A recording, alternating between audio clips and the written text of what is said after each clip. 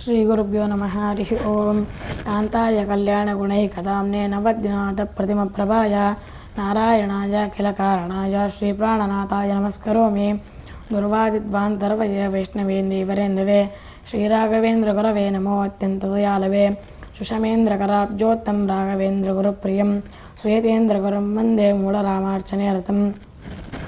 ಅದನಾ ಪೀಠದಲ್ಲಿ ವಿರಾಜಮಾನರಾದ ಶ್ರೀಪಾದಂಗಳವರ ಪಾದಕಮಲಗಳಲ್ಲಿ ಭಕ್ತಿಪೂರ್ವಕ ಶಿರಸಾಷ್ಟಾಂಗ ನಮಸ್ಕಾರಗಳನ್ನು ಸಲ್ಲಿಸುತ್ತಾ, ನನಗೆ ಪ್ರಣವದ ಬಗ್ಗೆ ಎಷ್ಟು ತಿಳಿದಿದೆಯೋ ಅಷ್ಟು ಯಥಾಮತಿಯಾಗಿ ಮಾತನಾಡುತ್ತೇನೆ.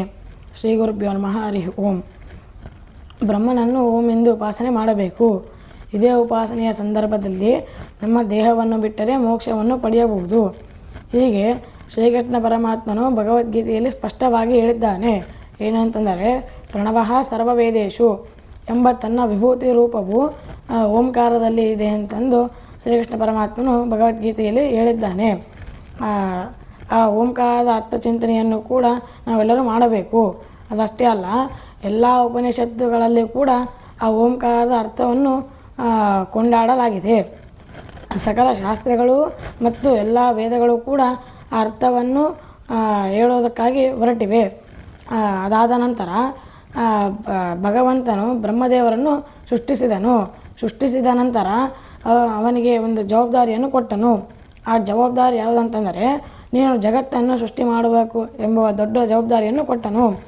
ಆ ಬ್ರಹ್ಮದೇವರು ತಪಸ್ಸಿಗೆ ಕುಳಿತಾಗ ಅವನ ಹೃದಯದಿಂದ ಒಂದು ಧ್ವನಿಯು ಹೊರಗೆ ಬಂದಿತ್ತು.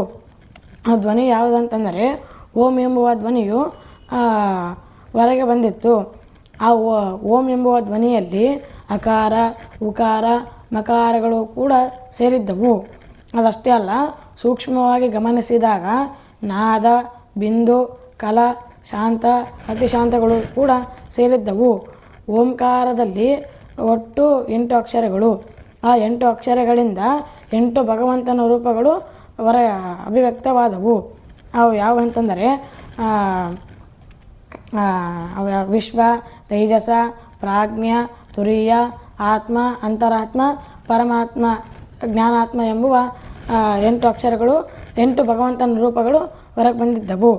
ಆ 8 ಅಕ್ಷರಗಳಿಂದ ಮತ್ತು 50 ಅಕ್ಷರಗಳು ಕೂಡ ಹೊರಗೆ ಬಂದಿದ್ದವು.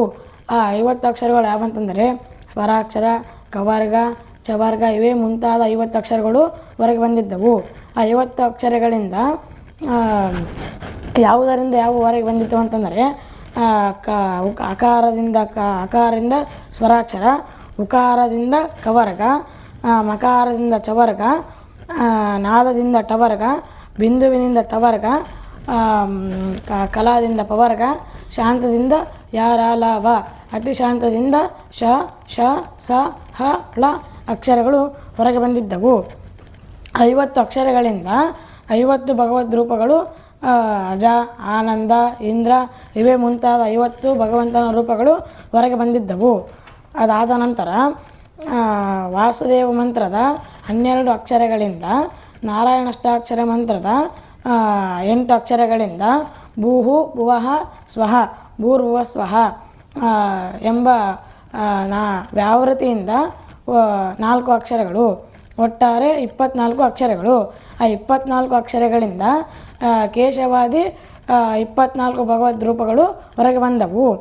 ವಾಸುದೇವ ಮಂತ್ರದ 2 ಆವೃತ್ತಿಯಿಂದ ಮತ್ತು ನಾರಾಯಣಾಷ್ಟಾಕ್ಷರ ಮಂತ್ರದ 3 ಆವೃತ್ತಿಯಿಂದ ಗಾಯತ್ರಿಯು ಪ್ರಕಟವಾಯಿತು. ಈ ಒಟ್ಟು ಮಹಾಮಂತ್ರಗಳು 8. ಈ ಅಷ್ಟಮಹಾಮಂತ್ರಗಳನ್ನು ಜಪಿಸಿದಾಗ ಓಂಕಾರದಿಂದ ಭಗವಂತನನ್ನು ಚಿಂತನೆ ಮಾಡಿದಂತೆ ಆಗುತ್ತದೆ. ಆದ್ದರಿಂದಲೇ ಶ್ರೀಯರಿಗೆ ಪ್ರಣವ ಎಂದು ಹೆಸರು.